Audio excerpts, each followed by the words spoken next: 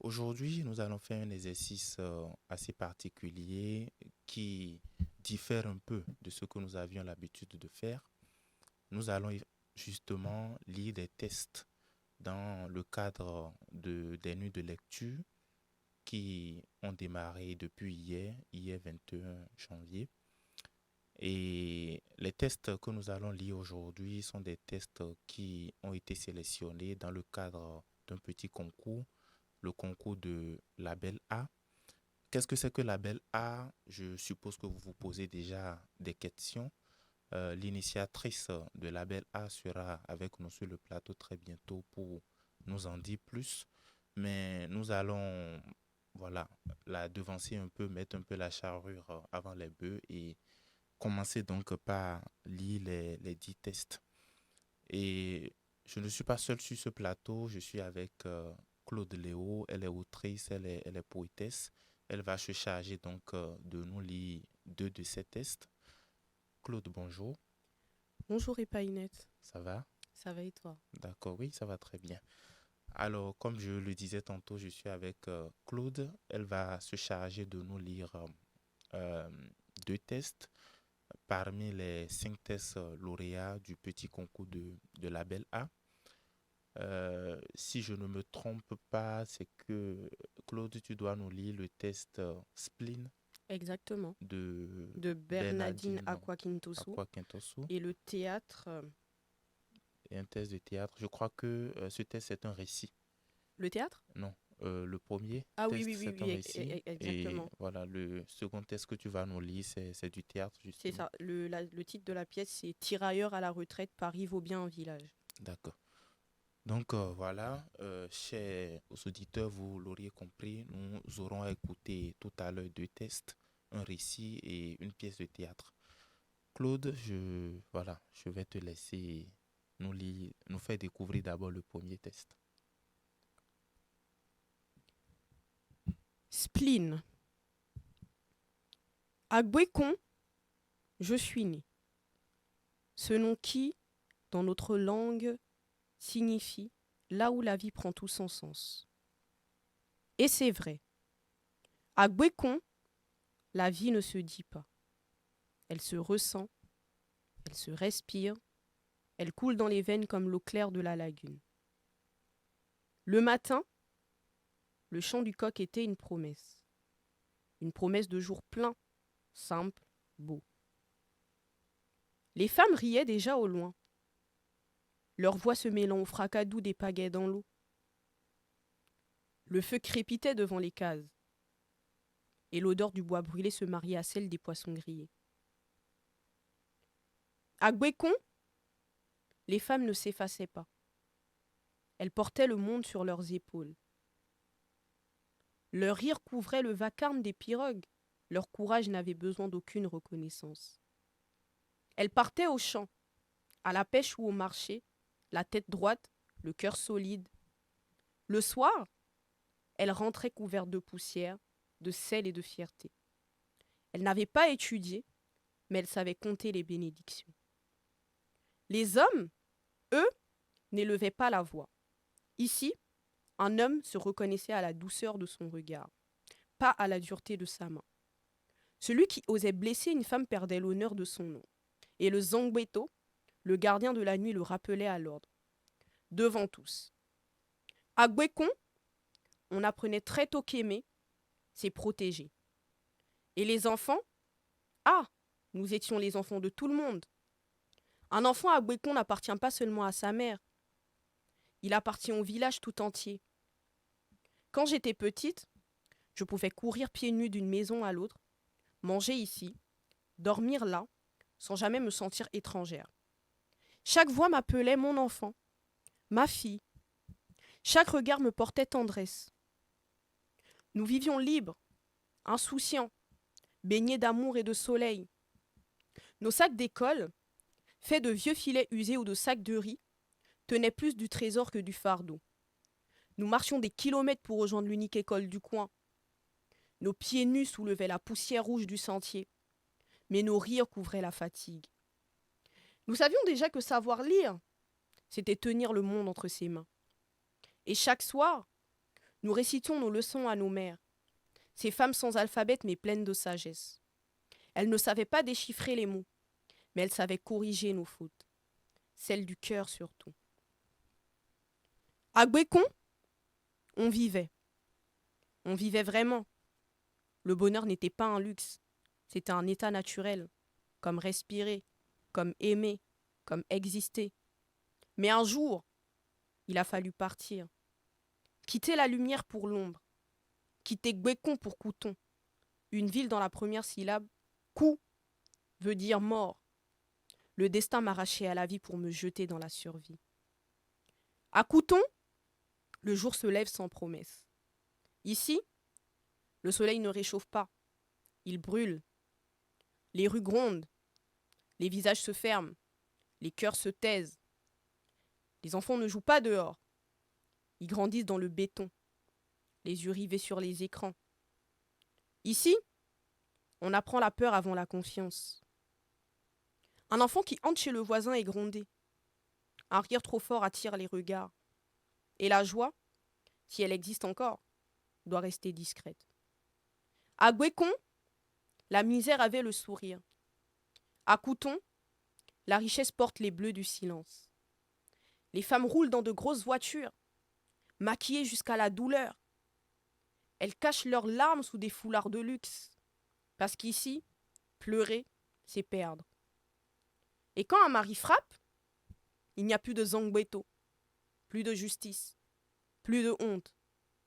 La violence est devenue ordinaire. La tendresse, un luxe. Le soir, je ferme ma porte à double tour. Je tends l'oreille, mais il n'y a ni chant de grenouille, ni rire d'enfant, ni pas d'amis.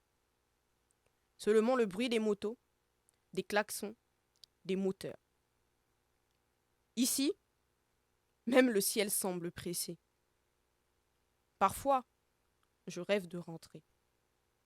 De marcher de nouveau pieds nus dans la boue rouge de Gwécon, de plonger mes mains dans la lagune, de sentir le vent salé sur mon visage, de revoir ma mère, son rire franc, ses yeux pleins d'histoire, de revoir les femmes partir au champ en chantant, les enfants courir derrière les pirogues, les hommes se rassembler au coucher du soleil. À Gwécon, la vie n'était pas parfaite, mais elle avait un goût de vérité. Ici, à Couton, tout semble plus brillant, mais rien ne brille vraiment. On survit derrière des murs, des écrans, des peurs. On marche vite, on parle peu, on rit rarement.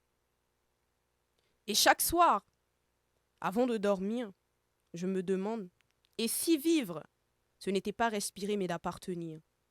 Et si la vie, la vraie, m'attendait encore là-bas, à Gwécon, là où la vie prend tout son sens.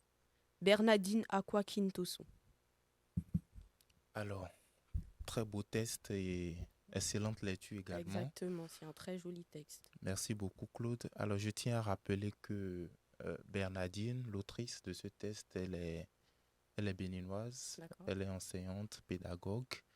Et j'ai envie de dire aussi un peu journaliste parce que je me souviens qu'elle m'a reçu sur la radio universitaire de l'université d'Abomey-Calavi. Cela doit remonter à 2022, je pense. Au moment où j'ai sorti ma deuxième pièce de théâtre, elle m'a vraiment cuisiné, m'a posé des questions assez ardues à l'époque et je garde d'elle un très beau souvenir. D'accord. Merci beaucoup, Claude. Je vous en prie. Alors, à présent, moi, je vais vous lire le test de David Roland Soglo. C'est un poème intitulé Entre chemin et terre. Poème. Entre chemin et terre. Où l'homme cultive la terre, qui est fruit de la nature, avec vigueur et sérénité, villes et campagnes remplies de champs, de jardins, des immeubles et de bitume. Village est à l'abri de cabanes, arbres et potagers, où la récolte est synonyme de moisson, où fermier élève son bétail et le paysan sème sa récolte chaque période, collines où les rivières ruissellent telles des ruisseaux, où le soleil se lève à l'aurore et se couche à l'horizon, avec silence et beauté, ville reflet de la modernité et des technologies, où les immeubles s'allongent vers un nuage profond, donnant naissance à des gratte-ciels immenses, où klaxons, bruit, métro et circulation, voire embouteillage, sont d'actualité. Noviti David Roland Soglo. À présent, nous allons écouter la pièce de théâtre intitulée Tirailleurs à la retraite, Paris vaut bien un village, de Joachim Ipela. Il est camerounais, il est journaliste. Toujours Claude Léo pour nous donner lecture de ce texte. Claude, nous t'écoutons. Théâtre. Titre de la pièce: Tirailleurs à la retraite, Paris vaut bien un village. Genre: comédie théâtrale africaine. Thème: regard comique sur les tirailleurs sénégalais, leurs souvenirs et le choc rural-urbain. Personnages principaux 4. Vieux Samba, tirailleur sénégalais à la retraite, têtu, aime exagérer ses histoires. Keba, son ami de toujours, plus réaliste mais un peu radin. Aïssatou, petite fille de Samba, citadine fraîchement arrivée au village pour les vacances. Bourama, jeune instituteur du village, rêve de partir en ville. Souvenirs, gloire et manioc. Décor: une case en combo, des chaises en bois, des habits militaires accrochés au mur. Samba assis sirotant du bissap. Keba, tu te rappelles, à Paris, quand le général m'a dit: Samba, tu es le plus courageux tirailleur de toute la France. Samba, ce n'était pas à Paris, c'était Douala. Et ce n'était pas un général, c'était le sergent. Et il te disait de descendre du camion, pas autre chose. Samba, fier. Pouf! Paris? Douala? C'est pareil qu'on a goûté à la guerre et au vin rouge. La ville? Mon frère, c'est là où j'ai vu un ascenseur pour la première fois. Je suis resté bloqué dedans 2 heures. J'ai cru que j'étais mort et monté au paradis. Rire dans la salle. La ville contre le village. Aïssatou arrive, sac sur le dos, écouteurs dans les oreilles. Grand-père! Pourquoi vous n'avez toujours pas de Wi-Fi ici? Et pourquoi les poules entrent dans la maison? Samba. Petite, ici c'est pas Paris, c'est Ndiombene. Les seules ondes qu'on capte, c'est celles que la pluie est d'une tam-tam. Keba. Tu veux du réseau? Grimpe au baobab et tends ton téléphone au ciel. Aïssatou sarcastique. Et je suppose que c'est comme ça que vous envoyez vos messages pendant la guerre. Samba. Exactement. Avec des pigeons voyageurs. Mais parfois, les pigeons finissaient dans la marmite. Rire. La grande décision. Bourama entre excité. Les amis! J'ai reçu une lettre. On me propose un poste à Dakar. Keba. Félicitations! Tu vas enfin voir les feux tricolores. Samba. Bourama, écoute bien. La ville, c'est bien pour les photos. Mais quand tu as faim, c'est la campagne qui te nourrit. Là-bas, il y a des magasins. Ici, il y a des mangues. Bourama. Mais, et l'avenir? Et les opportunités? Aïssatou. Moi, j'ai compris que la ville, c'est pas mieux. C'est juste différent. Je vais écrire un blog, une citadine au village. Samba. Écris! Mais si tu dis que j'ai été général, n'oublie pas de m'être autoproclamé. Tout le monde éclate de rire. Épilogue. Samba et Keba, seuls au crépuscule. Samba. Tu vois, mon frère, on a tiré pour la France. Mais aujourd'hui, on tire seulement la canne. Keba. Et bientôt, on tirera la nappe pour manger. Samba. Mais au moins, ici, on respire et on rit. Ils lèvent leur calebasse, ensemble. Andiomben, la plus belle vie sans feu tricolore. Fin. Joachim Ipela, journaliste. Alors, très beau test également et excellente lecture, Claude.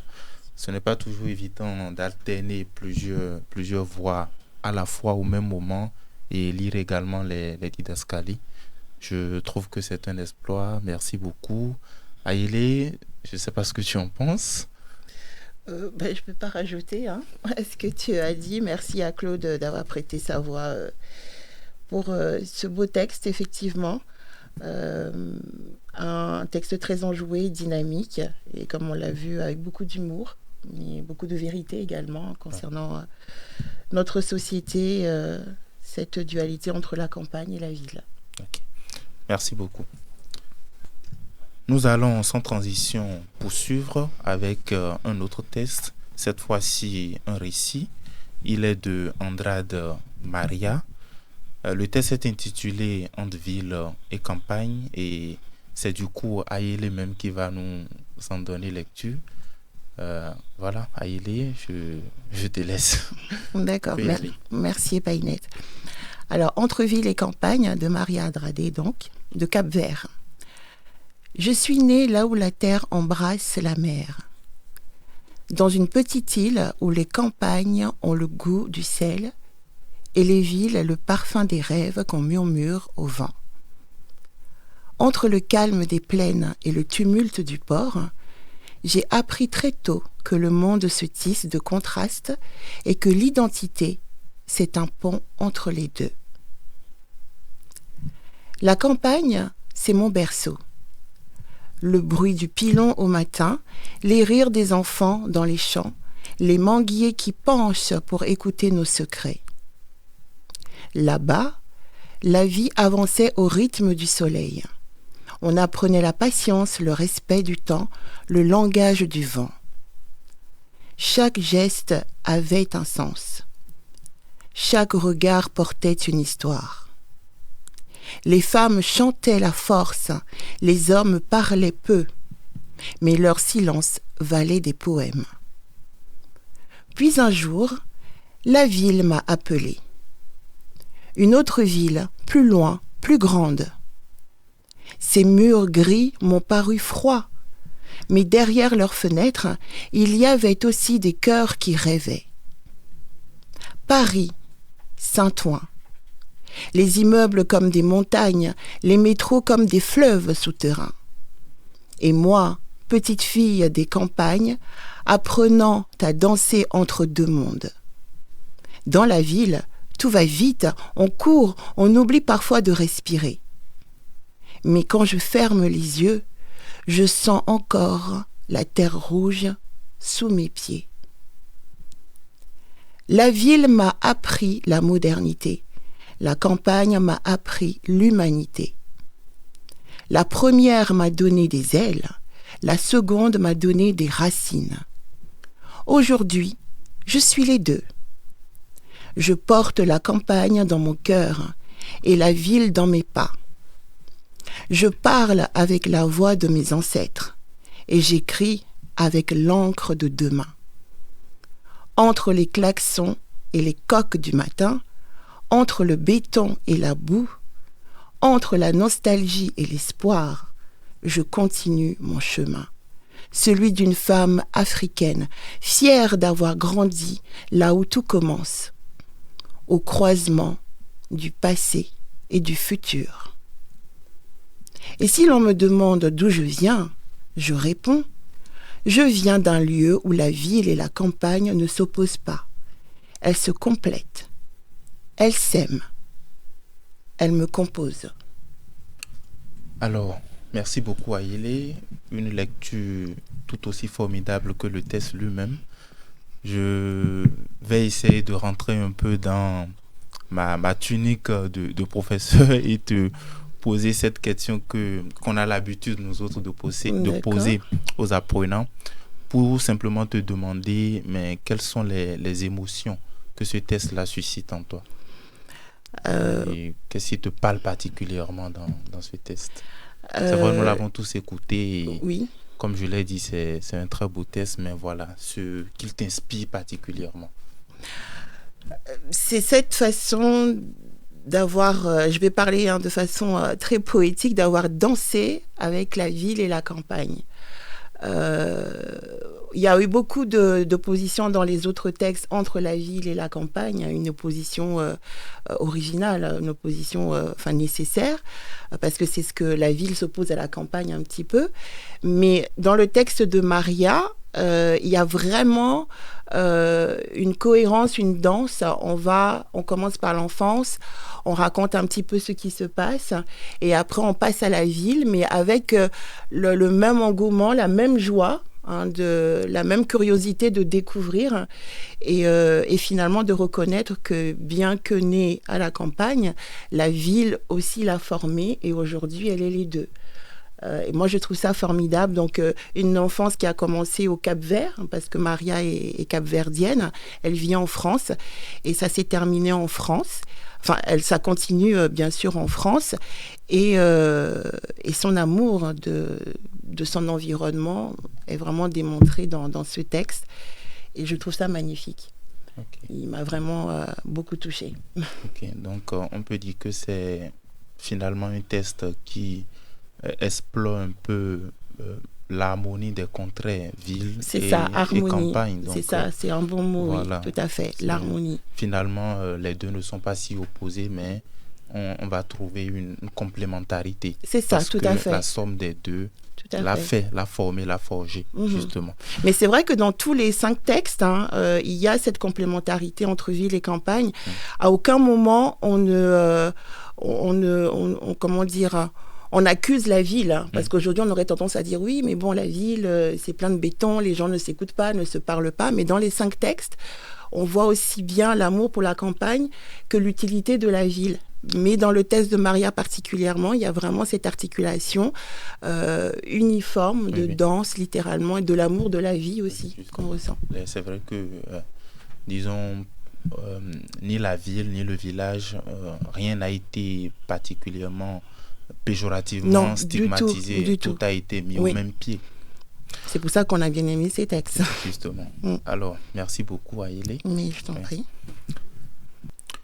Je l'annonçais tantôt, cette émission est particulièrement consacrée à la lecture des textes lauréats du petit concours de Label A.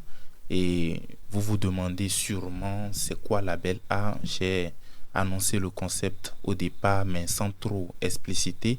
Nous avons actuellement la chance d'avoir avec nous sur ce plateau même Madame Ayele Aïka, fondatrice de Label A, qui va donc nous dire ce qu'est Label A, les objectifs de Label A. Je ne vais pas trop tergiverser puisqu'elle est avec moi. Donc, Ayele, je vais commencer par une question très simple. Bon, si c'est simple, j'aurais pu la répondre. C'est quoi Label A? Merci Epainette. Alors avant tout, je tiens à remercier l'association REC de nous accueillir dans son studio d'enregistrement, donc basé à l'université Gustave Eiffel. Donc merci beaucoup. Maintenant, qu'est-ce que c'est que Label A? Alors Label A était tout au début, donc il y a à peu près, je l'ai fondé il y a à peu près 4-5 ans. Pour mettre en lumière de belles plumes, de belles jeunes plumes africaines, pour qu'elles puissent être visibles aussi bien en Afrique que pour la diaspora. Parce qu'il y a beaucoup de jeunes écrivaines et écrivains qui écrivent très bien, mais qui malheureusement, à cause de la conjoncture éditoriale, si je peux dire, de l'Afrique, n'ont pas forcément de voix. Moi, j'ai travaillé beaucoup en coulisses avec un certain nombre et l'idée m'est venue justement de leur donner un espace où ils et elles peuvent s'exprimer et dire, montrer leur talent, leur excellence. Et c'est pour ça que le concept s'intitule Label, parce qu'un label est une marque estampillée qui montre la valeur, qui porte des valeurs. Et moi, je voulais porter la valeur de cette jeune littérature africaine, tout simplement. Donc, Label A évolué. Au départ, c'était un concept à part entière. Et heureusement, cette année, il devient la collection des éditions A. Je saute le pas de l'édition A, compte d'éditeur, avec un accompagnement adapté pour les personnes qui ont envie de tenir leur propre carrière, donc de s'auto-éditer. parce que j'ai évolué dans cette sphère littéraire depuis des années maintenant, et c'est le moment d'entrer dans la danse, moi aussi. Et donc, les éditions A sont nées. Elles sont toutes jeunes, toutes récentes. Et Label A sera une collection qui, justement, estampille cette littérature africaine. Et on a le privilège de présenter tout ça au Salon du Livre africain, qui aura lieu du 20 au 22 mars prochain à Paris, à l'Espace des Bons Manteaux, où, en collaboration avec la librairie Savoir d'Afrique à Cotonou, eh bien, on présente au public tout ça, tout simplement. Ok. C'est très bien compris. Donc, en gros, c'est pour valoriser les jeunes plumes émergentes. Tout à fait. Label A, donc, belle littérature africaine. La belle littérature africaine. La belle littérature africaine. Alors, est-ce à dire donc que ce n'est qu'à l'endroit des Africains, des jeunes plumes africaines exclusivement, ou Label A est ouvert au monde entier? Label A est ouvert à la francophonie dans le monde entier, particulièrement en Afrique. En Afrique. Okay. C'est vrai que maintenant que les éditions A sont nées, les éditions A vont éditer toute personne qui a envie d'être éditée, et toute plume que les éditions A jugent nécessaire de porter au vu, à la lecture des lecteurs. Mais Label A, oui, reste attaché à l'Afrique. Aujourd'hui, on accompagne... à l'Afrique francophone, oui. À l'Afrique francophone, tout à fait, parce qu'on est dans le cadre du français. Donc, on est plus essentiellement implanté au Bénin et au Togo. Mais là, on a ouvert, grâce à ce concours, l'espace à toute l'Afrique francophone, et on a pu recevoir des textes de Cameroun ou de Cap-Vert, par exemple. Et Cap-Vert n'est pas francophone, mais bon, l'écrivaine est en France, et donc s'est exprimée dans la langue française. Et donc, oui, elle est estampillée Label A. Et donc, dans ces éditions A, Label A va mettre en avant tous les textes d'écrivains africains, d'écrivaines africaines, qui s'expriment dans la langue française, que ça soit en Afrique ou dans la diaspora, et qui ont envie d'être lus par le public, tout public. Ok, merci beaucoup, merci d'être passé. J'espère que j'ai été assez claire. Oui, c'est très clair. Merci donc d'être passé pour nous expliquer merci à vous cela de nous avoir accueillis. Merci, et voilà, on va se dire à la prochaine. Nous espérons vous revoir ici très bientôt avec l'un de vos auteurs qui viendra nous parler de ses écrits, de ses recherches. Et n'hésitez pas également à passer pour nous parler donc des éditions que vous faites, si vous avez un auteur et tout qui souhaiterait donc faire connaître ces textes. REC est tout à fait disponible à les accueillir et à sonder un peu leur univers littéraire, à les connaître davantage et aussi à les présenter à la communauté universitaire. Merci beaucoup. Et peut-être à parler de ce que représente l'édition, de ce qu'elle devrait être aujourd'hui. Je crois qu'on doit prendre un rendez-vous bien particulier pour discuter de fond en comble de cette thématique qui est essentielle. Parce qu'ici à l'université, nous avons également de jeunes, des plumes en herbe, et qui certainement auront besoin de ces genres de services. Oui, alors c'est bien que vous en parliez, parce que Label A fait de l'accompagnement à l'écriture également. Donc perfectionnement en écriture pour justement les jeunes plumes en herbe qui ont besoin de guidance pour se placer avec aisance sur ce terrain littéraire. Super. C'est très bien de le savoir. Bon, merci Claude, merci. Et je remercie Claude également d'avoir prêté sa voix à la lecture de ces textes. Nous serons d'ailleurs avec Claude tout à l'heure sur Reconnaît. Elle va nous parler de l'un de ses thèses, surtout la question principale qu'on va lui poser, c'est comment a été sa rencontre avec la littérature. Voilà. elle va rentrer un peu dans ça. Je ne veux pas te déranger avec les questions bateau, sources d'inspiration et autres là. Ah oui. Ça... Non, ça va, c'était des questions pertinentes et assez limpides et claires, quoi. Ouais. Ok, C'est facile merci. à répondre, c'est pas trop... Merci beaucoup.